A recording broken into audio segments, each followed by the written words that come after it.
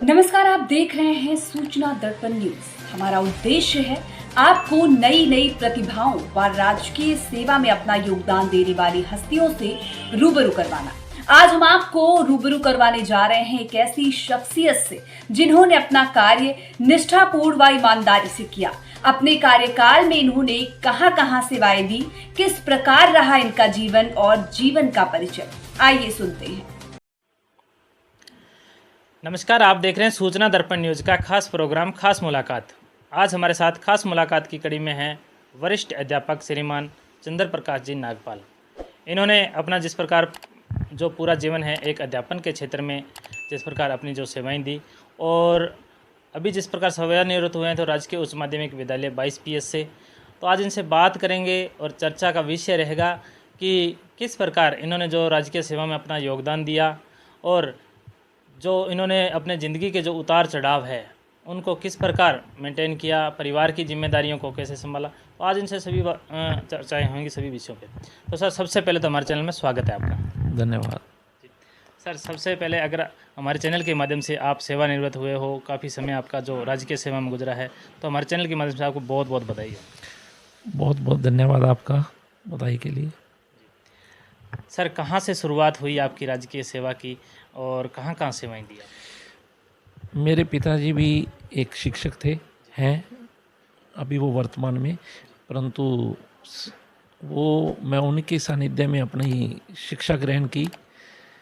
उनकी इच्छा थी, मैं उनका बड़ा बेटा था कि भी मैं भी शिक्षा के क्षेत्र में जाऊं, तो उन्होंने मुझे उच्च शिक्षा ग्रहण करवा करके 10 मार्च 1987 को इस क्षेत्र में कार्य ग्रहण करवाया राजकीय उच्च प्राथमिक विद्यालय ठाकरी में।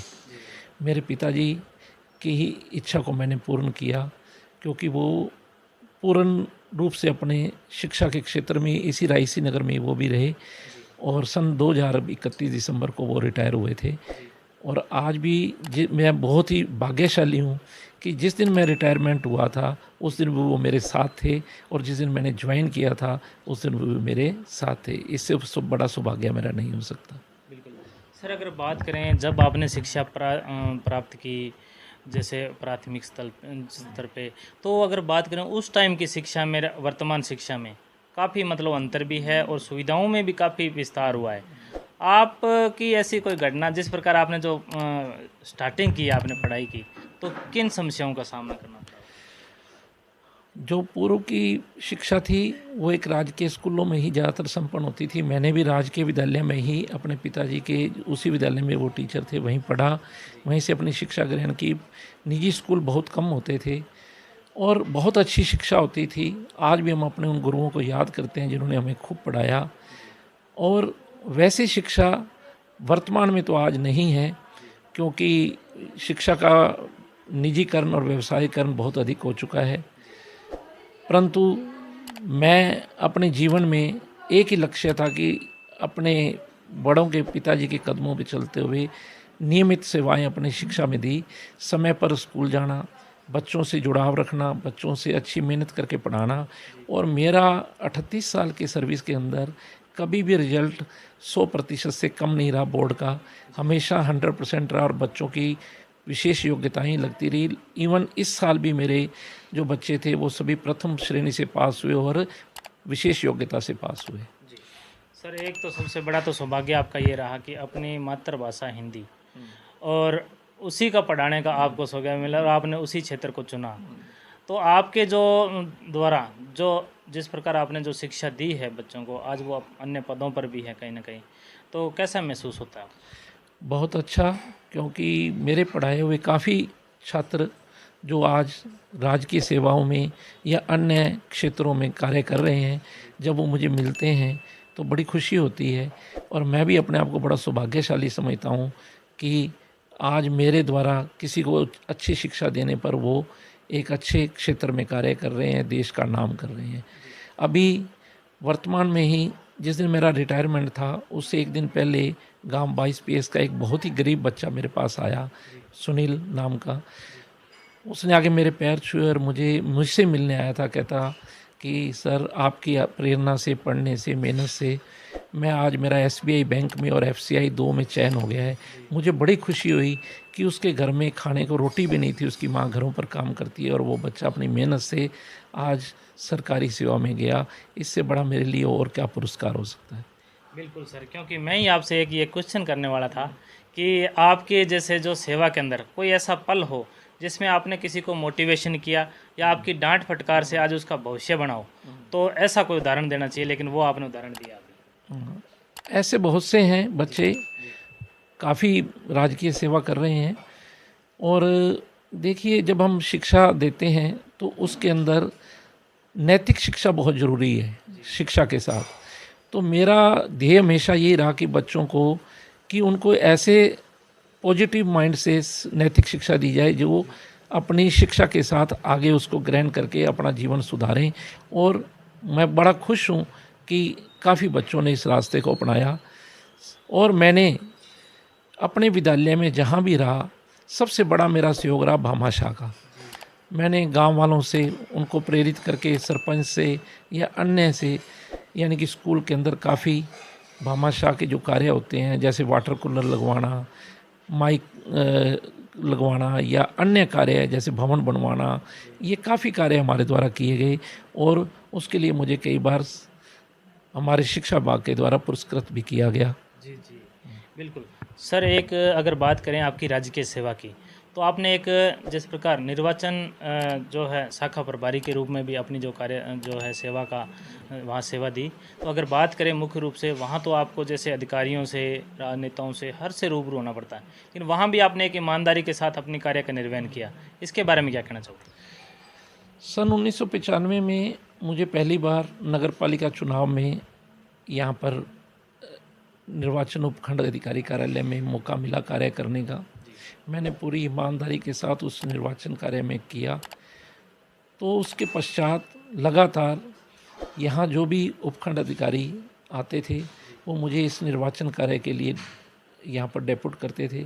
और मैं पूरी निष्ठा के साथ अभी लोकसभा चुनाव 2024 तक लगातार 1995 से अपनी निर्वाचन कार्य के अंदर सेवाएं देता रहा। और मुझे बड़ा खुशी है कि उसका मुझे पुरस्कार के रूप में जिला स्तर पर 2 बार और ब्लॉक स्तर पर कई बार मुझे निर्वाचन कार्य द्वारा सम्मानित किया गया। और भविष्य में भी अगर मेरी कभी कोई सेवाओं की ज़रूरत पड़ी तो मैं उसके लिए भी तैयार रहूँगा। बिल्कुल सर, आपके सेवा में काफ़ी मतलब आपने सेवा जिस प्रकार 38 वर्ष जो सेवा की है, और एक राजकीय सेवा के अंदर, और प्रत्येक अधिकारी से जो आपका प्रेम पूर्वक जो व्यवहार और बच्चों को भी एक अच्छी शिक्षा की तरफ अग्रसर करना, तो ये आपका जो उदाहरण रहा है, लोगों के लिए भी आप एक प्रेरणा के स्रोत पे हैं। तो अगर बात करें, कोई भी अधिकारी है अपनी ईमानदारी से अगर अच्छा काम करे, तो जिस प्रकार आपने बताया कि आपको जैसे जिला अधिकारी या SDM वगैरह सबसे आपको मतलब प्रोत्साहन मिला और आपको सम्मानित भी किया गया, तो कैसा महसूस करते हैं कि अगर आदमी अपनी जो जीवन की जो मतलब कार्य सेवा है उसको ईमानदारी से करे तो कैसा रहना चाहिए? मैं ये समझता हूँ कि जैसे मैं अपने पिताजी के कहने पर सही नियम और नीति के साथ अपनी सेवा की, भविष्य में मैं अपने बच्चों को जो आज कहीं ना कहीं किसी कार्य में जो कर रहे हैं, उनको भी मैं यही शिक्षा देता हूँ कि भी आप भी इसी तरह अपनी ईमानदारी से सेवा करें। और इससे बढ़कर कोई पुरस्कार नहीं है। अगर आप मेहनत से और अपने कर्म के प्रति जिम्मेवार हैं तो आप निश्चित रूप से वही सबसे बड़ा आपको पुरस्कार मिलेगा। और मैं भी अपने जीवन में इसी का ही पुरस्कार मुझे प्राप्त हुआ है, क्योंकि मैंने अपने कर्म से कभी भी उसको छोड़ करके अन्य कोई कार्य नहीं किया। जी सर, आप शुरू से ही जिस प्रकार अध्यापन क्षेत्र से जुड़े हुए रहे हैं, तो एक मतलब बच्चों के भी आदर्श रहे हैं। तो अगर बात करें, वर्तमान जो युवा है वो कहीं ना कहीं नशे की तरफ काफ़ी अग्रसित होता जा रहा है और अपने पद से भ्रष्ट हो रहा है, तो उनको क्या आपका मतलब क्या प्रेरणा रहेगी, क्या शिक्षा देना चाहोगे?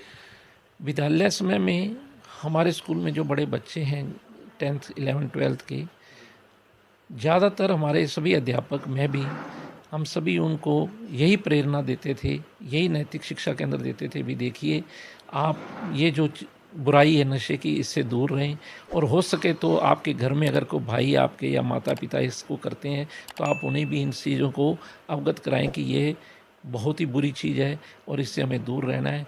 तो हमारा प्रयास काफ़ी सफल रहा। बच्चों ने हमारी बात को अपनाया और मुझे लगता है कि हमारे 22 PS में जब मैं रहा तो इसका काफ़ी हमें यानी कि असर देखने को मिला कि लोग नशे से दूर हुए और बच्चे भी इसके प्रति सजग रहे। जी सर, अगर बात करें आपके सेवानिवृत्ति के बाद, अधिकतर अधिकारी वो कहीं ना कहीं राजनीतिक क्षेत्र पे या अपने व्यावसायिक क्षेत्र पे जाना पसंद करते हैं। आपके आगे का जीवन का क्या लक्ष्य है निर्धारित? मैं किसी समाज सेवी संस्था के साथ जुड़कर गरीब बच्चों को निःशुल्क शिक्षा देना चाहता हूं, जिससे कि अगर क्योंकि कई बच्चे ऐसे होते हैं जो अपने जीवन में कहीं भी कोई कोचिंग या ट्यूटर रख करके अपनी फ़ीस नहीं दे सकते। मेरे में जो एबिलिटी या योग्यता है, मैं ये चाहता हूँ कि उन बच्चों को उसका फ़ायदा मिले और मेरे द्वार हरदम खुले रहेंगे उन बच्चों के लिए जो मेरे पास आकर के कोई शिक्षा ग्रहण करना चाहेंगे। मैं हमेशा उनको निःशुल्क शिक्षा के लिए उपलब्ध रहूँगा। बिल्कुल, ये सर की सबसे बहुत ही एक प्लस पॉइंट वाली बात है, क्योंकि जिस प्रकार जो सेवानिवृत्त अधिकारी वो कहीं ना कहीं अपने जो व्यवसाय को चुनते हैं, लेकिन इन्होंने एक निस्वार्थ भाव से गरीब बच्चों की जो शिक्षा की जो अलख जगाने का एक प्रयास और इनकी जो हमेशा उनके साथ जुड़े रहना कि जैसे ये पहले अध्यापन क्षेत्र से जुड़े हुए थे तो आगे भी जो गरीब बच्चे हैं उनको शिक्षा देने का कार्य किया जाएगा।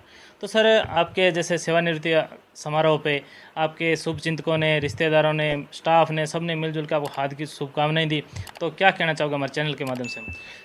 मेरे समस्त स्टाफ के जो मेरे रिश्तेदार और मेरे जो भाई बंधु जो भी वहाँ उपस्थित थे और उसके बाद जो मेरे द्वारा उनको एक भोज दिया गया उसमें उपस्थित थे, वो सभी आए, शामिल हुए। मैं यही शुभकामनाएं उनको देना चाहता हूं कि वो इसी तरह मेरे और मेरे परिवार के साथ जुड़े रहें और भविष्य में हम समाज में एकता निभाने के साथ बंधे रहें। धन्यवाद।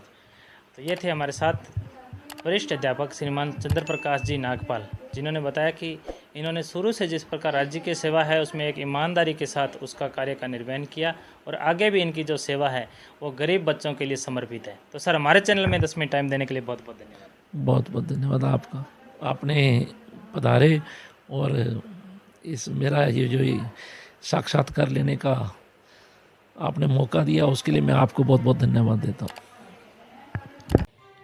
तो अब तक के लिए इतना ही। हम आपको गांव शहर से लेकर हर क्षेत्र की खबरों से रहेंगे अपडेट और वहां के विचारों को लेकर आपको रखेंगे अपडेट। तो देखते रहिए सूचना दर्पण न्यूज और हमारी वीडियो को लाइक, शेयर व चैनल को सब्सक्राइब जरूर करें। धन्यवाद।